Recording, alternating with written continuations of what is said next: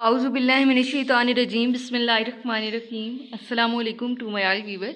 Lesson number 20 के साथ आपकी खिदमत में हाजिर हूँ। वीडियो को स्टार्ट करते हैं और चलते हैं अपने टॉपिक की जानिब। लेकिन इस टॉपिक को स्टार्ट करने से पहले आप लोगों से रिक्वेस्ट करना चाहूँगी कि चैनल को सब्सक्राइब कर दीजिए, वीडियो को लाइक और शेयर कर दीजिए ताकि बाकी स्टूडेंट्स को भी फ़ायदा पहुँच सके, क्योंकि इसके शॉर्ट लेक्चर हमें इतने अच्छे ख़ास मिल नहीं रहे और शायद मैं ही सिर्फ हूँ जो हैंड आउट्स के ज़रिए से आपको कवर करवा रही हूँ। तो जहाँ आपका फ़ायदा हो रहा है वहाँ दूसरों का भी फ़ायदा हो। स्टार्ट करते हैं आज के लेक्चर को और हमारा पहला टॉपिक है हमारे लेक्चर के अंदर बैकग्राउंड इन्वेस्टिगेशन। इस स्टेप का बेसिकली मकसद ये होता है कि हम चेक कर सकें कि एप्लीकेशन के अंदर जो चीज़ें प्रोवाइड की हैं हमें एप्लीकेंट ने वो सही हैं या नहीं हैं। अब इन सारी चीज़ों का हम जो है वेरीफाई उनको किससे करते हैं, हम उसके रेफरेंसेस से और उन एम्प्लॉयर से जिनके साथ वो पहले काम कर चुका होता है उनके ज़रिए से उसकी सारी हिस्ट्री जानते हैं, जहाँ वो काम करके आया है। अगर वो एक्सपीरियंस पर्सन है और हमारी ऑर्गेनाइजेशन में काम करने के लिए आया है तो जो साबका उसके दोस्त हैं जिनके साथ वो मिलकर काम करता था या वो साबका मुलाजमीन जिनके साथ वो काम करता था उनके ज़रिए से हम उसके बिहेवियर, उसकी अगर हिस्ट्री क्रिमिनल है, ये वो है, वो सारा कुछ हम उसका बिहेवियर किस तरह का था वो उनसे हम जानते हैं। जब हमें पता चल जाता है कि वो अच्छा बंदा नहीं है तो हम कोशिश करते हैं कि हम ऐसे बंदे को हायर ना करें। इसके बाद हमारे पास हमारा अगला टॉपिक आता है निग्लिजेंट हायरिंग एंड रिटेंशन की गफलत को बरकरार रखना। जब हम बात करते हैं हायरिंग प्रोसेस की तो जब हमारे पास एक बंदा सही तरह से काम परफॉर्म नहीं कर रहा, कोई भी काम सही तरह नहीं कर रहा, तो इसका मतलब ये है कि वो इस जॉब के काबिल नहीं था। तो इसमें गलती ना सिर्फ उसकी है बल्कि जिसने उसको हायर किया उसकी भी है। तो इस सारे में तकरीबन वही बात बताई गई है। Negligent hiring has become a critical concern in the selection process. Negligent hiring जो है ये भी बहुत अहम किरदार अदा करता है सिलेक्शन के प्रोसेस में। An employer can held responsible for an employee's unlawful act. अगर कानून के ख़िलाफ़ एक एम्प्लॉय काम कर रहा है तो उसके पीछे गलती सारी की सारी और जो ज़िम्मेदार है इसका वो एम्प्लॉयर है जिसने उसको हायर किया था विदाउट इन्वेस्टिगेटिंग। तो उसकी बैकग्राउंड इन्फॉर्मेशन सही तरह से नहीं दी और उसको एक मुश्किल काम जो है वो सौंप दिया। तो ये सारा इसके अंदर वही लिखा हुआ है। इसके बाद हमारे पास आते हैं conditional job offer. After obtaining and evaluating information about the finalist in a job selection process, जब हमने एवेल्युएट कर लिया सारी इन्फॉर्मेशन को, the manager must take the most critical step of all. सबसे क्रिटिकल स्टेप कौन सा होता है? Making the actual hiring decision. The person whose qualification most closely conform to the requirement of the open position should be selected. ऐसा बंदा जिसकी qualification closely match कर रही है हमारी रिक्वायरमेंट से, हम उसको कहते हैं कि आप सेलेक्ट हो गए हो। इसके बाद हम उसको एक कंडीशनल लेटर ऑफ़र करते हैं जिसमें ये होता है कि अब आपका फ़िज़िकल टेस्ट होगा। ये एक कंडीशन है, ठीक है, ये कंडीशनल लेटर है। अगर वो फ़िज़िकल टेस्ट को पास कर लेता है तो हम उसको हायर कर लेंगे। अब हम बात करते हैं फ़िज़िकल एग्ज़ाम की। फ़िज़िकल एग्ज़ाम फ़िटनेस के हवाले से ही होता है, लेकिन अभी हम दोबारा इसको देख भी लेते हैं। After the decision has been made to extend a job offer, the next phase of the selection process involves the completion of a physical examination for the successful applicant. Typically, a job offer is contingent on successfully passing the exam. Substance abuse screening.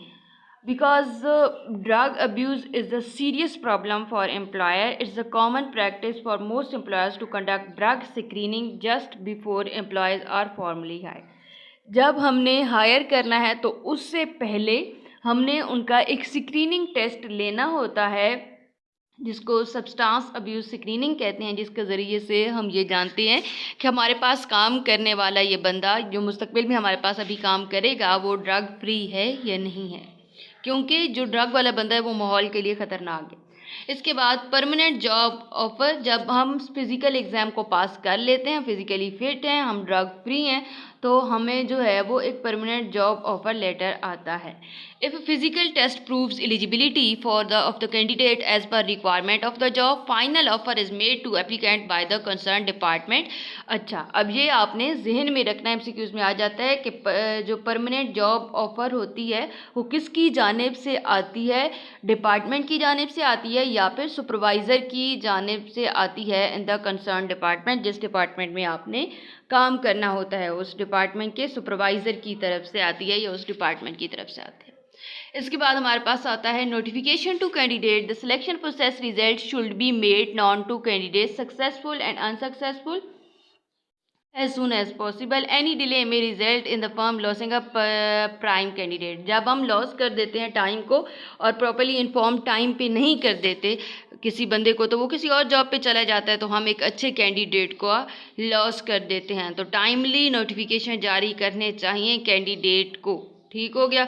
इसके बाद है selecting manager. हमने जब managers को select करना है तो हमने 3 तरह की जो है वो हायरिंग करनी है। हायरिंग पेरेंट कंट्री नेशनल्स, इसको हम पीसीएन कहते हैं। हायरिंग होस्ट कंट्री नेशनल्स, और इसको हम एचसीएन कहते हैं। और इसके बाद है हायरिंग थर्ड कंट्री नेशनल्स, ये है टीसीएन। अब एमसीक्यूज़ में अगर आ जाए तो ये 3 होंगे और इसके साथ चौथा कोई होगा कि इनमें से कौन सा नहीं है, तो आपको पता होना चाहिए। इनकी फुल फॉर्म आपको पता होना चाहिए, ये भी आपके पास आ सकता है। इसके बाद अब हम पढ़ते हैं पेरेंट कंट्री नेशनल, यानी कि जब आपकी ऑर्गेनाइजेशन है उसके अंदर आप अपने ही मुल्क के अफराद को रखो, तो इसकी एडवांटेज ये होती है, यही लिखा हुआ है इसकी डेफिनेशन में भी वैसे, better organisational control and coordination. जब अपनी ही कंट्री के लोग होंगे उनकी आपस में गुफ्तगू शनीद आसान होगी और उनकी कोऑर्डिनेशन अच्छी होगी। Promising managers are given international experience, PCNs are the best people for the job. ये बेस्ट होते हैं क्योंकि ये एक दूसरे को समझने में इनको कोई रुकावट पेश नहीं आती। डिसएडवांटेज ये है कि adaption to the host country में टेक अ लॉन्ग टाइम। अगर हमने बाहर के मुल्क के अफराद को रखना है तो वो फिर लॉन्ग टाइम ले लेता है, क्योंकि हमने सारे अपनी कंट्री के रख लिए होते हैं और हम उनको निकाल नहीं पाते। पीसीएंस में impose an inappropriate headquarter style, और ये इनअप्रोप्रिएटली हमारे ऊपर प्रेशर डालते रहते हैं। ठीक है। कंपनसेशन फॉर पीसीएन एचसीएन में डिफर, जो हमारे पास होस्ट कंट्री के हैं उनको किस तरह से हमने कंपनसेशंस देनी है, उनकी हेल्थ के लिहाज से सहूलियात जितनी भी होती हैं वो कंपनसेशंस में आती हैं। और जो हमारे पास दूसरी कंट्री के होते हैं, होस्ट कंट्री के, उनको जो देनी होती हैं वो उससे थोड़ा डिफरेंट होती हैं। पेरेंट और होस्ट को कंपनसेशन देने में फ़र्क होता है। इसके बाद हमारे पास आते हैं होस्ट कंट्री, जिसमें हम हायर करते हैं host country national or resident of the host country. जो हमारे पास होस्ट कंट्री होती है उसके रहने वाले अफराद को जब हम अपनी फर्म में रखते हैं तो वो हमारे पास आता है होस्ट कंट्री नेशनल। इसमें हमारे पास बेनिफिट क्या है कि language and other barriers are eliminated. जो हमारी होस्ट कंट्री है उसके साथ हमारे पास इतने ज़्यादा बैरियर्स नहीं आते। लैंग्वेज एंड कल्चरल, नहीं कल्चरल तो शायद आएगा, कुछ और बैरियर्स ले लो आप लैंग्वेज के अलावा। हायरिंग कॉस्ट आर रिड्यूस, क्योंकि वो होस्ट कंट्री है तो इसके लिहाज से हमारे पास जो हायरिंग के इश्यूज़ हैं या कॉस्ट उस पर जो लग रही है वो भी कम होगी। No work permit is required, work के ऊपर कोई इतनी ज़्यादा पाबंदियां नहीं होंगी। और इसके बाद इसकी डिसएडवांटेज में देखें तो control and coordination of head quarter में भी इम्पेडेड। हेड क्वार्टर के हवाले से जो हमारी कंट्री है, कोऑर्डिनेशन है, कंट्रोल है, वो थोड़ा सा मुश्किल हो जाता है। And hiring HCN host country nationals को जब आप हायर कर रहे होते हैं लिमिट कर देती है opportunity for parent country to gain overseas experience. तो पेरेंट कंट्री के अफराद को हम नहीं रख सकते। ऊपर वाले में यही है कि जब हमने पीसीएन को रखा तो एचसीएन को हायर करने में टाइम ज़्यादा लग रहा है। जब हमने एचसीएन को रखा यानी होस्ट कंट्री वालों को रखा तो हमारे पास पीसीएन वालों को हम नहीं रख रहे, पेरेंट्स वालों को, मतलब इतना ज़्यादा टाइम बहुत ज़्यादा खैर ले रहा है ये। इसके बाद हमारे पास आता है third country nationals. Third country ये है कि जब हमारे पास पर्सन अवेलेबल ही नहीं है जो हमें चाहिए, ना हमारी पेरेंट कंट्री में है ना हमारी होस्ट कंट्री में है, तो हम थर्ड कंट्री में से हायर करते हैं मैनेजर्स को। तो उनकी ये है कि एडवांटेज ये है कि सैलरी एंड बेनिफिट रिक्वायरमेंट में be lower than for PCN. जो पेरेंट कंट्री के हैं उनको हमें ज़्यादा सैलरीज देनी पड़ती हैं बनिस्बत उनके जो हमारे पास दूसरी कंट्री से या तीसरी कंट्री से आते हैं, उनको हमने कम देने होते हैं बेनिफिट्स रिक्वायरमेंट जो होती हैं और सैलरी वगैरह होती है। TCNs में भी इन थर्ड कंट्री नेशनल में भी better inform that PCN. Parent country के जो लोग होते हैं ना, वो तो चाहते हैं कि हम तो इसी जी ऑर्गेनाइजेशन के अंदर जुड़े रहें, तो वो हमें बाहर के बारे में इतना खास इन्फॉर्म नहीं देते ऑल ओवर द वर्ल्ड, ताकि उनकी जॉब ना चली जाए।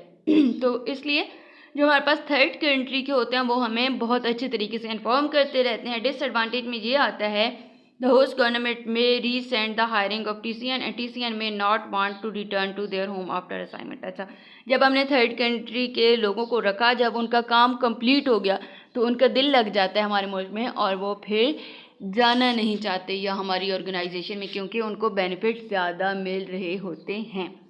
अब आती है बारी सोशलाइजेशन की। Teaching the corporate culture and philosophies about how to do business. जो कल्चर है उसके हवाले से, मतलब काम करने का तरीका, किस तरह से आपने करना है, कौन सी कंट्री में किस तरह से करना है, सारा कुछ जो है कल्चर को देखते हुए करना है।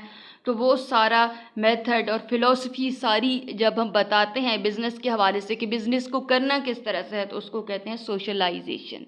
वो कहते हैं ना, जैसा देश वैसा बेस। तो जहाँ पे आप काम कर रहे हो उसके कल्चर को देखते हुए आपने सारा काम परफॉर्म करना होता है। तो उन सारी चीज़ों को, उस कल्चर को, स्टैंड को देखना, सीखना, बिज़नेस उस जगह पे किस तरह करना है या बिज़नेस का क्या कल्चर चल रहा है, वो सारी फ़िलासफ़ीज़ हमारे पास आती हैं सोशलाइजेशन में। इसके बाद जो इसकी अजम्पशन है, जो लोगों ने पहले से अपने ख्यालात बना रखे हैं दिमाग में, जो उनकी बातें आई हुई हैं सोशलाइजेशन के हवाले से, जो वो समझते हैं वो ये हैं कि assumption about the socialisation influence performance की। ये परफॉर्मेंस के ऊपर असरअंदाज होती है सोशलाइजेशन जो होती है।